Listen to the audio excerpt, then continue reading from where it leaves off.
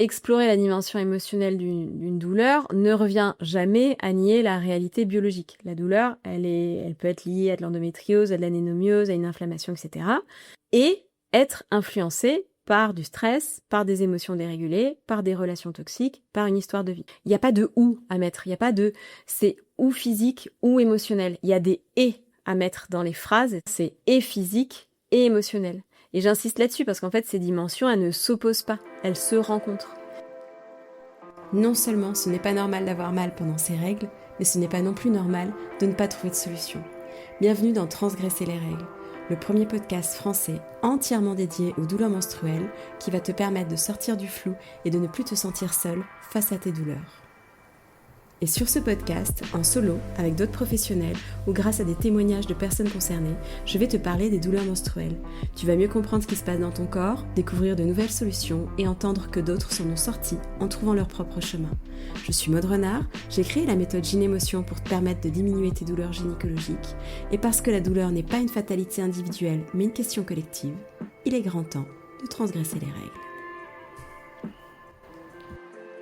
Est-ce que tu as déjà remarqué que certains mois, tu avais beaucoup plus mal pendant tes menstruations que d'autres, sans vraiment comprendre pourquoi ? Tu as peut-être appliqué la même chose que d'habitude, tu as utilisé les mêmes techniques que d'habitude pour préparer l'arrivée de tes règles, et pourtant, tu as des douleurs beaucoup plus intenses, ou inversement, beaucoup moins intenses, et là tu te dis, mais pourquoi ? Dans cet épisode, je vais te parler des signaux qui montrent que ta douleur n'est peut-être pas que de la dimension physique. Elle est peut-être d'une dimension émotionnelle et il y a des signes qui ne trompent pas par rapport à ça. Alors, si tu te demandes qu'est-ce que c'est que cette dimension physique, qu'est-ce que c'est que cette dimension émotionnelle, qu'est-ce qui se passe derrière tout ça, je vais juste là te résumer très très fort. Et puis je vais t'inviter à aller écouter l'épisode 3 qui parle justement des 5 dimensions de la douleur menstruelle. Mais en gros, il n'existe pas une seule dimension, une seule cause, un seul exemple de douleur menstruelle. Douleur menstruelle, en fait, il y a la dimension physique, il y a sa dimension émotionnelle, il y a la dimension cognitive, il y a la dimension comportementale et il y a la dimension sociale des douleurs menstruelles. Donc c'est très large et aujourd'hui, on va s'intéresser aux signaux qui montrent que tes douleurs menstruelles ont une dimension émotionnelle. Les 7 signaux là que je vais te donner, je les ai théorisés grâce aux centaines d'accompagnements que j'ai fait depuis 8 ans, mais surtout en fait grâce aux appels découvertes, aux échanges gratuits que je fais avec les gens que potentiellement je vais accompagner. Donc avant de commencer un accompagnement long sur plusieurs séances, moi j'ai besoin de parler à la personne, de voir si le feeling passe bien, de voir si les attentes de la femme que je vais potentiellement accompagner correspond à mes accompagnements, correspond à ce que je peux délivrer comme travail, c'est si je peux vraiment l'accompagner là-dedans, si je peux vraiment l'apaiser. Dans cet échange-là, moi, je garde toujours en tête ces signaux, en fait, que j'ai développé, que j'ai théorisé au fur et à mesure de tous ces échanges, de tous ces questionnaires, de toutes ces premières séances, de toutes ces premières rencontres que j'ai avec les personnes au feeling. Très rapidement, maintenant, je sais si la dimension émotionnelle est impactée ou pas. Et clairement, d'ailleurs, ça peut m'arriver de voir que l'urgence, après un échange de 30 minutes, l'urgence, c'est pas la dimension émotionnelle, c'est la dimension physique ou c'est la dimension cognitive, et je peux ensuite renvoyer chez des gynécologues, des sages-femmes, des psychologues, même parfois des dermatos, parce que je vois que c'est pas la dimension émotionnelle, donc c'est pas mon cœur de sujet, et donc je renvoie à d'autres personnes. Mais en tout cas, dans la conversation, moi j'ai repéré, j'ai des points, j'ai des cases un peu que je coche, et si en gros les personnes cochent au moins 3 signaux de manière assez flagrante, c'est sans doute qu'il se joue quelque chose d'émotionnel en elles et émotionnel dans ces douleurs menstruelles. Donc, bien sûr, si toi, là, tu écoutes cet épisode, c'est que ça t'intéresse de savoir. Donc, je vais te le dire, écoute attentivement et observe un petit peu et ressens un petit peu, quand je vais te lister un peu tous ces signaux, de voir si ça correspond, s'il y a des signaux qui te parlent, qui sont flagrants. Et effectivement, si tu coches au minimum 3 de ces signaux de manière flagrante, peut-être que il serait important de prendre soin de ton état émotionnel face à tes situations. Et j'ai vraiment envie que ce soit pas quelque chose de défaitiste pour toi. J'ai envie vraiment de te dire que félicitations en fait si tu as trouvé ces signaux-là. Alors peut-être que tu pourrais te dire oh non, du coup ça veut dire qu'il va falloir que je retravaille sur ça, nanana, nanana. Moi j'ai envie de te dire surtout, en fait là tu viens de reconnaître des nouveaux signaux et donc ça veut dire des nouvelles pistes d'apaisement de tes douleurs menstruelles. Et donc juste déjà c'est un début et donc félicitations. Donc vraiment ne le vis pas de manière négative en disant oh de nouveau une chose, juste de dire ah ok, nouveau signal, nouvelle information pour moi, cool, voilà. Après qu'est-ce que tu en fais derrière? Bon c'est pas grave, on verra plus tard, mais au moins juste de dire ah cool, une nouvelle piste et de te féliciter de ça, de te féliciter de découvrir ça. Voilà. Donc, je vais te lister tout ça et je te laisse me dire toi en commentaire ou par mail si tu t'es reconnu dans un ou plusieurs de ces signes. Je suis vraiment très curieuse d'avoir ton retour par rapport à ça. Premier signal, ça va être que ta douleur est plus forte pendant les périodes de stress. Alors, ce signal-là, à peu près tout le monde le remarque, c'est quelque chose qui est assez évident, que je pense que je ne t'apprends rien. Mais clairement, voilà, lorsque tu traverses un conflit, lorsque tu accumules de la fatigue, lorsque tu es sous pression au travail, lorsque tu es en train de vivre une séparation, lorsque tu t'occupes un peu trop des autres sans vraiment prendre soin de toi, lorsque tu es dans des moments vraiment de forte intensité émotionnelle, eh bien, il se peut que dans cet état-là, les muscles utérins se contractent davantage, que l'inflammation peut être plus importante et que donc la perception de la douleur augmente. Ça, c'est vraiment un grand classique et je dis vraiment à faire attention dans le sens où quand je parle de période de stress, je parle de période de stress corporel. C'est-à-dire que ce n'est pas du stress comme on l'imagine très souvent, c'est-à-dire qui est assimilé à de la peur, c'est-à-dire de l'angoisse, de l'inquiétude, de l'anxiété, enfin vraiment cette émotion de peur au sens large du terme. Hein. Je mets beaucoup d'émotions, de termes autour de la peur différents pour justement réussir à nommer un peu tout ça. Mais clairement, en fait, la canicule, c'est un stress corporel. Voilà, d'avoir très chaud, c'est un stress corporel. Être très en colère, c'est un stress corporel. Avoir énormément de tristesse, vivre un deuil, vivre même le deuil d'un animal domestique, on le minimise très souvent, mais c'est un stress corporel. Donc moi, quand je parle de périodes de stress, que la douleur est plus forte pendant les périodes de stress, c'est des périodes de stress corporel. C'est-à-dire que c'est pas que des périodes où tu as de l'inquiétude, où tu as de la pression, où tu as de l'anxiété, où tu es dans un état de peur. Non. La chaleur, le manque de sommeil, la colère, la tristesse, il y a tout un tas de choses qui font que tu es dans un stress corporel. Et donc, c'est pas le stress qui va fabriquer la douleur, mais en fait, simplement, ça rend ton organisme beaucoup moins disponible pour apaiser les douleurs. Donc ça, c'est une information qui est déjà extrêmement importante. Et quand je parle de gynécologie émotionnelle, très souvent, les personnes, c'est la première chose qu'elles me disent. Elles me disent, ah oui, je remarque que quand j'ai une réunion importante au bureau dans 3 semaines, je suis plus stressée. Et donc, du coup, je vais avoir une intensité un peu plus forte. Donc ça, c'est un premier signal. Deuxième signal, c'est quand l'intensité de tes douleurs change en fonction des grandes périodes de ta vie. Donc là, on n'est pas juste du stress, on va dire, quotidien, mais clairement, ça va être quand les douleurs vont s'aggraver après une rupture, quand les douleurs sont apparues après un accouchement difficile, quand il y a un environnement professionnel épuisant, quand il y a un burn-out, des choses comme ça. Moi, c'est une des questions que je pose clairement dans les échanges gratuits que je fais, les échanges découvertes. C'est est-ce que la douleur est apparue ou bien s'est intensifiée à un certain moment donné de votre vie, à une période que vous voyez de manière flagrante. Tout le monde ne voit pas ça, tout le monde n'a pas ce déclic-là. Je sais que dernièrement, là, j'ai eu une personne qui m'a dit clairement, les douleurs, j'en ai toujours eu. Ça allait, je pouvais les supporter. Mais à la fin d'une relation que j'ai eue avec un compagnon très toxique, avec beaucoup de violence psychologique, à la fin de cette période-là, et puis après, en fait, ça a continué après la séparation, les douleurs sont apparues de manière beaucoup, beaucoup, beaucoup plus intense. Et je sais que cette période-là de ma vie, elle marque en fait cette douleur-là, elle marque tout ça. Donc ça, c'est clairement une grande période, quelque chose un grand changement. J'ai par exemple aussi une personne l'année dernière qui est venue en me disant je comprends pas pourquoi. Et là, pour le coup, c'était pas très flagrant pour elle de se rendre compte de ça, mais elle me dit voilà, j'ai jamais eu de douleur, tout allait bien. Et c'est à partir de mon deuxième accouchement, après mon deuxième accouchement, quand j'ai eu de nouveau mes règles, que c'est apparu et je comprends pas pourquoi. Donc là, moi, clairement, la première question que je vais poser, c'est ok, comment s'est passé l'accouchement, comment s'est passé le postpartum. Ça faisait quand même quelques années, hein, donc on avait un retour en arrière et on s'est aperçu clairement que voilà, ça a été un accouchement traumatique, que ça a été un postpartum qui a été très difficile avec assez peu de soutien. Et donc voilà, là clairement, on est sur une une étape de vie qui a été extrêmement intense. Et en fait, toutes ces variations montrent que le vécu émotionnel, le vécu relationnel peut influencer le fonctionnement du corps. Clairement, en gros, c'est quand la sécurité intérieure, elle est fragilisée, le système nerveux, il peut devenir beaucoup plus sensible et donc les douleurs aussi.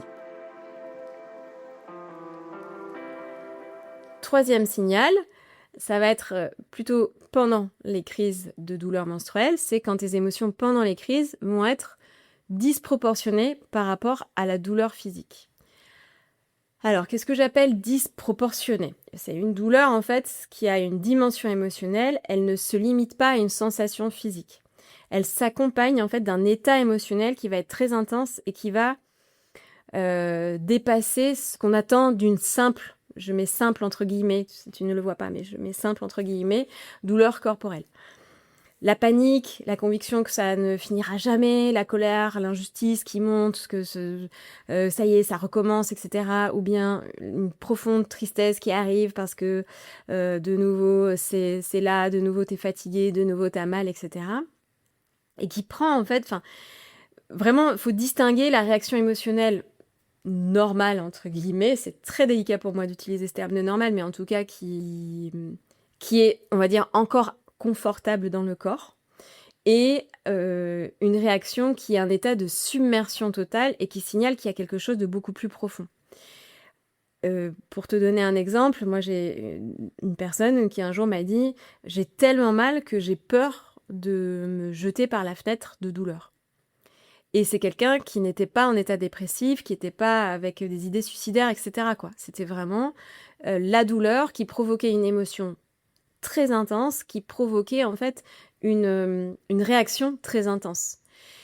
Et donc là, on est sur de la submersion, clairement. Vraiment, c'est quelque chose qui va être presque plus fort même que la douleur en elle-même. Donc ça, c'est très infime. Enfin, moi, j'ai des questions un peu subtiles que je pose justement pour voir qu'est-ce qui est de l'ordre du encore confortable dans la douleur et du pétage de plomb de l'émotion qui va avec la douleur, vraiment. Et puis, en plus, là, il y a un cercle vicieux qui arrive, c'est que l'émotion va amplifier la douleur va amplifier l'émotion, et là on est un peu dans le serpent qui se mord la queue. C'est que pour se dépêtrer de tout ça, en fait, faut choisir, soit on apaise la douleur, soit on apaise l'émotion, mais il y a un des deux qu'il va falloir apaiser, quoi. Donc en tout cas, vraiment ça c'est un des signaux qui est important, mais qui est un peu plus subtil, c'est vraiment d'observer les émotions qu'il y a pendant les crises, et est-ce qu'elles correspondent vraiment à une douleur corporelle. J'allais dire une simple douleur corporelle, j'ai pas envie de simplifier tout ça, mais vraiment voilà, de voir la proportion que ça prend dans le cerveau, dans le corps, etc. Et ces émotions, elles sont pas forcément la cause de tes douleurs, mais en gros, ça révèle que ton organisme, à ce moment-là, parce qu'il y a des douleurs, dispose de moins de ressources pour maintenir un état émotionnel qui est régulé. Okay, les émotions, elles prennent alors beaucoup plus de place, et donc les douleurs prennent plus de place parce que tout est lié, tout est co-influencé.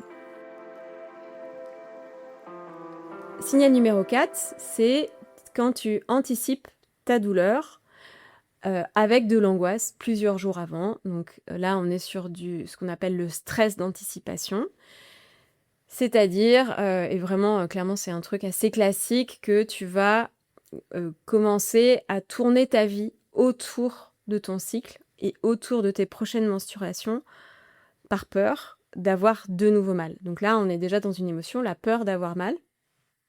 Et donc, tu vas annuler des choses en avance, tu vas suivre ça avec beaucoup d'anxiété, tu passes ta semaine d'avant à faire attention à ce que tu manges, à ce que tu bois, à si tu dors bien, etc. Et tu montres qu'il y a une vigilance qui commence à se mettre en place au fur et à mesure et un signal que quelque chose de beaucoup plus émotionnel est en œuvre. C'est ce qu'on appelle l'hypervigilance et ça, c'est un état émotionnel extrêmement inconfortable, mais c'est vraiment de l'ordre, l'hypervigilance, c'est de l'ordre de la dimension émotionnelle. Même s'il y a des signes qui sont extrêmement physiques, c'est-à-dire il y a des sursauts, il y a de la tension, il y a des muscles qui sont très tendus, etc. C'est un état émotionnel de vigilance d'essayer de voir qu'est-ce que je dois faire, qu'est-ce que je dois pas faire, qu'est-ce que je dois anticiper pour éviter d'avoir mal. Donc tu es vraiment dans une peur d'avoir mal. Donc ça, c'est vraiment un signal qui est aussi très souvent récurrent chez les personnes que j'accompagne. Et vraiment, le cas extrême que j'ai pu avoir, c'est quelqu'un qui m'appelle 6 mois avant son mariage et qui me dit « Waouh, je viens de faire le calcul. J'avais calculé mon mariage sur mes cycles parce que j'avais des cycles réguliers. Mon cycle vient de se décaler et donc dans 6 mois, j'ai mon mariage et mes règles, là, tombent dans 6 mois. Pile le jour du mariage. Est-ce que vous pouvez m'aider ?» Donc là, on est dans une anticipation sur 6 mois. On n'est plus sur une anticipation de quelques jours. Donc là, c'est un signe bien sûr, qu'il y a un stress d'anticipation immense et que ça va prendre beaucoup d'importance. Mais pour te donner un autre exemple, j'accompagne là une personne actuellement et elle travaille que avec des meufs et en réunion d'équipe, il y a dans son agenda sa semaine de menstruation et du coup, en fait, elles savent que cette semaine-là, eh bien, elle va adapter ses horaires, elle va adapter tout ça. Donc, c'est pas mauvais en soi, et ça, je trouve ça génial, en fait, de se dire, ok, ben là, on sait que tu vas travailler, on sait que tu vas quand même faire tes 35 heures, mais peut-être que tu vas adapter ton emploi du temps, et c'est cool, et c'est ok. Mais il y a des personnes pour qui, voilà, l'agenda, ça va être, ok, ben en fait, là, j'ai une réunion ici, j'annule, je fais ci, je fais ça, je cale ce truc comme ça, je vais annuler mes vacances, j'annule mon week-end, etc., etc. Donc, vraiment, je réinsiste, c'est pas mauvais de s'organiser, c'est pas mal en soi, puisqu'il y a plein de choses qui peuvent éviter l'inflammation. Effectivement, si tu fais attention à pas manger de café, à pas boire, pardon, de café, à pas manger des trucs trop gras, trop sucrés, etc. la semaine juste avant et pendant tes menstruations, bah oui, effectivement, ça évite l'inflammation. Mais c'est important de vérifier si ce fonctionnement-là, il ne t'épuise pas, ça reste pas inconfortable. Et moi, voilà, la semaine dernière, justement, une personne qui me disait, en fait, ça me rend triste de savoir que je suis toujours dans le contrôle, ça m'épuise d'être toujours dans le contrôle, de me dire, une semaine avant, il faut que je fasse attention à ça, pendant mes 5 jours de menstru, il faut que je fasse attention à ça, et en fait, d'avoir en réalité 15 jours où je peux un petit peu manger ce que je veux et me lâcher la grappe, mais sinon, j'ai la moitié du temps dans le mois où je suis... c'est pas l'hyper-contrôle, mais c'est du contrôle, en fait. Je suis dans le contrôle parce que je sais que ça me fait du bien, mais en fait, j'ai quand même ce truc de très inconfortable et de grande tristesse de ne pas me sentir libre de faire tout ce que je veux. 5e point, et c'est un point un petit peu plus touchy, c'est les examens médicaux qui n'expliquent pas toute l'intensité de tes douleurs. Parfois, ça arrive que les examens soient normaux, ou qu'il y ait une pathologie qui existe, mais que les médecins eux-mêmes, en fait, reconnaissent que l'intensité de la douleur paraît disproportionnée. Alors là, bien sûr, je mets des petites pincettes partout, parce que, pourquoi c'est touchy, en fait, ce point, c'est que, encore faut-il être sûr que tous les examens médicaux ont été faits, parce que le nombre de personnes qui me disent « bah non, les examens sont normaux, on m'a dit que j'avais pas d'endométriose », et qui s'avère en fait que l'IRM qu'elles ont fait n'ont pas été lues par quelqu'un qui savait lire les lésions d'endométriose sur l'IRM et qui donc ont un diagnostic 3, 4, 5 ans après parce qu'il y a eu un mauvais diagnostic au début. Parce que parfois, certes, il y a de l'endométriose, mais la douleur, elle vient de congestion pelvienne et qu'il faut aussi vérifier au niveau de la circulation, la vascularité. Et donc, il y a aussi des examens qui doivent être faits à cet endroit-là.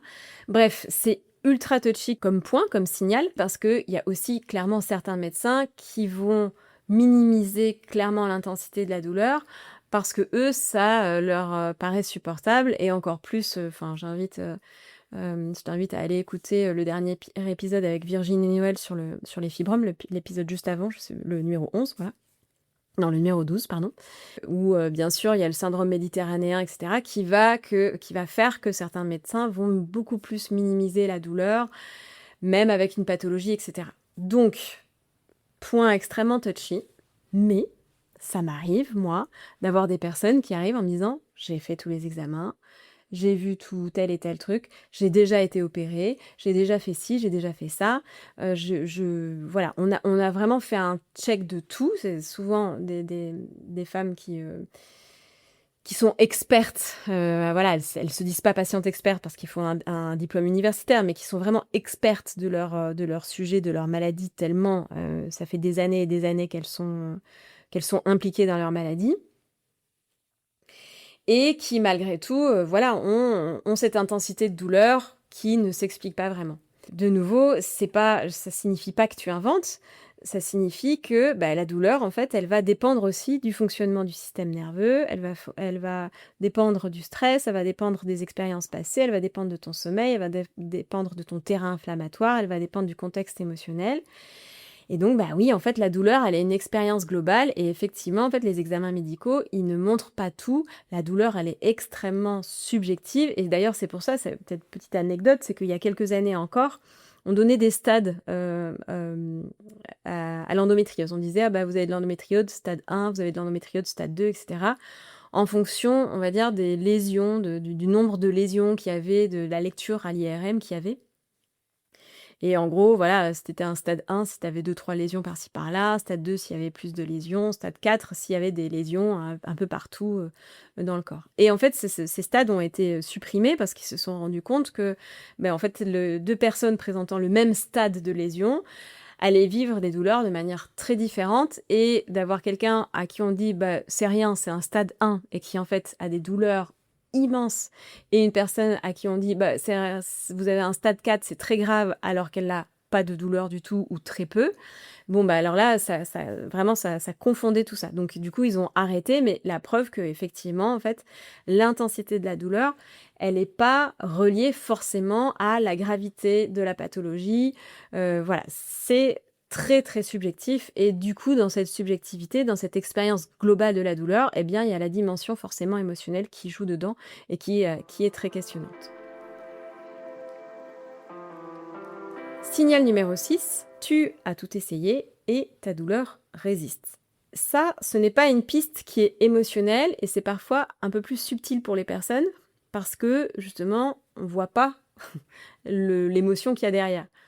Mais en gros, là, je vais te parler, si c'est ton cas, des personnes qui me disent qu'elles ont tout essayé. Elles ont frappé à toutes les portes. C'est le kiné, c'est l'ostéo, c'est la naturopathe, c'est le changement alimentaire, c'est j'ai pris la pilule, j'ai arrêté la pilule, j'ai essayé un stérilet, ça n'a pas fonctionné, j'ai eu une opération, c'est revenu 1 an après, j'avais de nouveau des douleurs, etc. etc. Donc soit ça n'apporte pas de progrès, soit il y a un temps qui est un peu mieux, il y a une amélioration des symptômes et de la douleur, et puis ça rechute.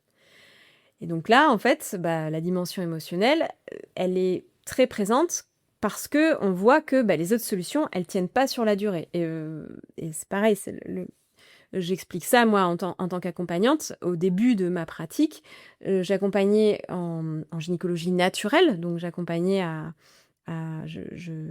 j'apportais un soutien physique, je conseillais de prendre certaines plantes, certains compléments alimentaires, etc., etc. Et vraiment, clairement, je me suis aperçue qu'en fait, tant qu'il y avait une détresse émotionnelle, on avait beau proposer de la gémothérapie ou des choses comme ça, en fait, ça ne marchait pas ou ça marchait un temps et puis ça revenait. Pourquoi? Parce qu'en fait, dans le fond, derrière, une amélioration d'un terrain inflammatoire, parce qu'en fait tout ça, c'est quoi? Ça joue sur le terrain inflammatoire, ça joue sur la décontraction musculaire, l'ostéo, kiné, c'est super. Donc là, tout ce qui est, on va dire, de l'ordre de la dimension physique, du biologique, du physiologique, oui, certes, on touche la douleur à cet endroit-là, mais c'est pas suffisant. S'il y a un stress corporel, s'il y a un vécu émotionnel, un état émotionnel qui est dérégulé, etc., etc., En fait, oui, ça va apaiser un certain temps la dimension physique, mais ça va revenir parce que le terrain inflammatoire va de nouveau se relancer. À la moindre émotion qui est dérégulée, c'est reparti pour un tour. C'est pas que les autres approches ne fonctionnent pas, pas du tout. Et surtout, d'ailleurs, quand il y a un mieux, ça signifie que ça fonctionne. Il y a des choses qui fonctionnent, et donc c'est plutôt bon signe. Mais ça signifie qu'il y a un terrain en dessous, émotionnel, qui n'a pas été pris en compte, dont on n'a pas pris soin, et qu'il faut en fait absolument apaiser pour aller apaiser la couche du dessus, c'est-à-dire la dimension physique.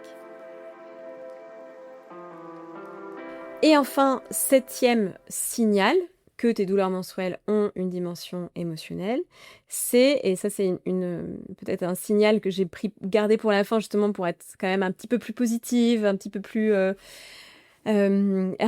légère, parce que bon, tout ça c'est des points qui sont assez négatifs et je peux comprendre et je compatis vraiment. Et donc ce 7e point, c'est quand la douleur diminue, quand tu te sens en sécurité. Et là, clairement, ça va être la question de est-ce qu'il y a des choses qui améliorent en fait? Est-ce que tu remarques qu'il y a des endroits, des moments, des périodes qui améliorent, qui apaisent, qui diminuent, voire qui font disparaître les douleurs menstruelles?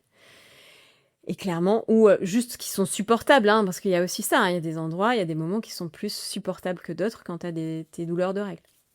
Et clairement, ça va être des personnes qui vont me dire, bah, pendant mes vacances, lorsque j'ai rencontré quelqu'un je me suis sentie beaucoup plus soutenue, pendant les périodes où je dors mieux, après des séances de thérapie, quand j'ai recommencé une thérapie avec une psy, bah, j'ai senti qu'il y avait déjà un mieux.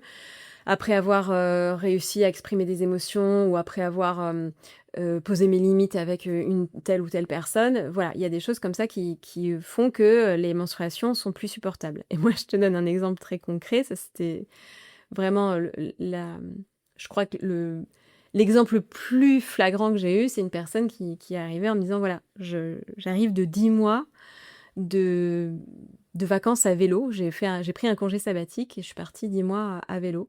J'ai traversé l'Europe à vélo et j'avais des douleurs menstruelles immenses. J'étais à 2 doigts du malaise vagal pendant des années et pendant ces 10 mois, j'ai eu 0 douleur. Alors que j'ai mal mangé, alors que j'ai fait du sport à haute intensité pendant des mois, alors que j'ai pas forcément bien dormi. J'étais en camping, donc des fois je dormais dans des endroits complètement aléatoire en tout cas, ou en tout cas inconfortable, mais j'ai eu 0 douleur. Je suis rentrée chez moi et le 1er mois, ça allait encore et puis le 2e mois, c'était reparti, et j'avais de nouveau des douleurs, très, très, très, très intenses, très douloureuses. Elle avait besoin, clairement, d'entendre que, ben oui, oui, clairement, il y a un lien avec ton état émotionnel. Pourquoi? Parce que en fait, là, c'est un signal que l'environnement était plus sécurisant pour elle. C'est un tout, c'est de toute manière multifactoriel, c'est-à-dire qu'effectivement, elle s'est lâchée la grappe sur l'alimentation, elle avait plus de patron et de pression professionnelle, elle avait sans doute plus de relations conflictuelles avec certaines personnes de son entourage, etc. Donc elle se sentait beaucoup plus libre, mais clairement, elle avait un environnement qui était beaucoup plus sécurisant. Même s'il y avait une insécurité, et je trouve ça assez intéressant comme exemple, parce qu'il y avait une forme d'insécurité de où est-ce que je vais dormir ce soir, où est-ce que je vais manger, est-ce que je vais être en capacité de pédaler 100 km aujourd'hui ou que 50 km, etc. Mais dans son cerveau et dans son corps, c'était un espace qui était beaucoup plus sécurisant, c'était un environnement qui était beaucoup plus sécurisant que son environnement de travail, que son environnement familial, que son environnement relationnel chez elle. Et clairement, voilà, on a mis ça en lien. Ensuite, on s'est rendu compte ensemble, enfin quand on a travaillé ensemble, qu'effectivement son état, sa relation surtout familiale était très très inconfortable, provoquait une hypervigilance au niveau émotionnel qu'elle n'a pas eu pendant 10 mois parce qu'elle n'était pas confrontée à sa famille. Donc là, voilà, ça donne une information sur on peut poser des limites pour prendre ses distances justement avec sa famille par exemple. Mais voilà, c'était clairement son état émotionnel. C'est pas une preuve que tout est émotionnel, non, c'est surtout en fait un signe que ton corps il répond à un environnement plus sécurisant et que lorsque le système nerveux retrouve un peu de calme, certaines douleurs peuvent diminuer en intensité, voire disparaître. Je t'ai exposé là les 7 signaux que tes douleurs menstruelles ont une dimension émotionnelle.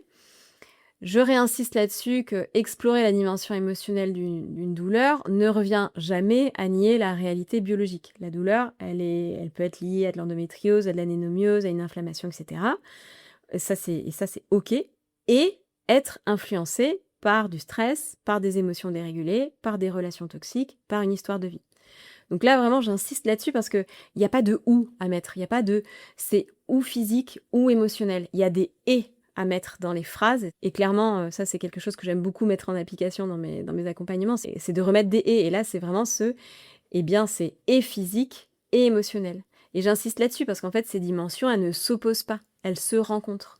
Donc c'est précisément dans cette rencontre que la gynémotion, la méthode que j'ai créée, propose d'ouvrir un nouvel espace de compréhension, c'est-à-dire considérer le corps comme un système vivant, où la biologie, ou les émotions, ou le système nerveux, ou le contexte de vie s'influencent toujours entre elles en permanence sans réduire la douleur à telle ou telle explication. Non, c'est vraiment quelque chose qui est multifactoriel et c'est à prendre en compte, tout est à prendre en compte dedans, mais surtout à prendre en compte la dimension émotionnelle.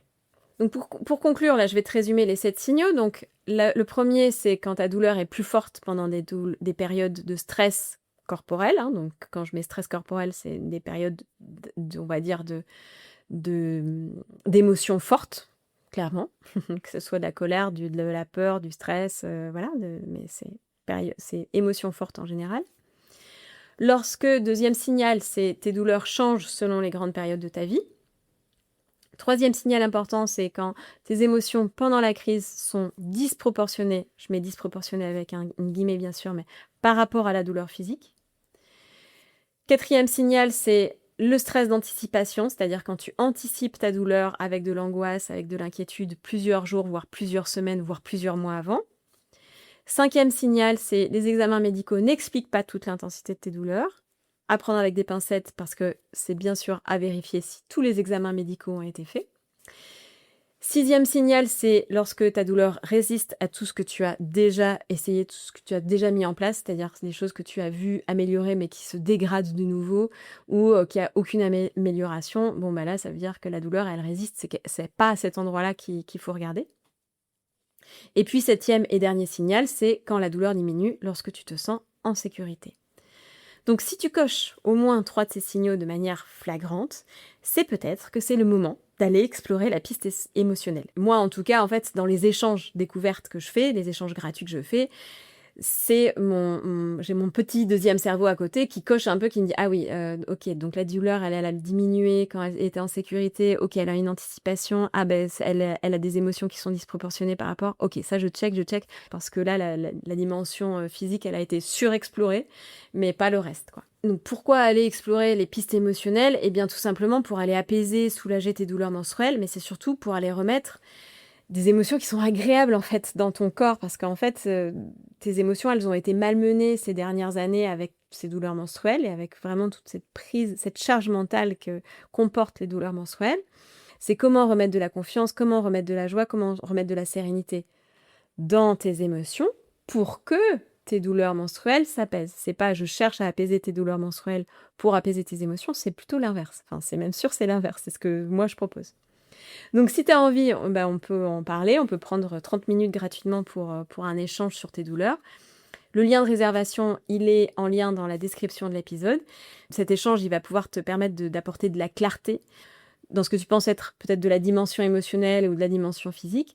Et puis si ça t'intéresse, de commencer un accompagnement ensemble. Merci d'avoir écouté jusque-là. Félicitations. Et puis on se retrouve jeudi prochain pour un nouvel épisode. Salut les menstrues.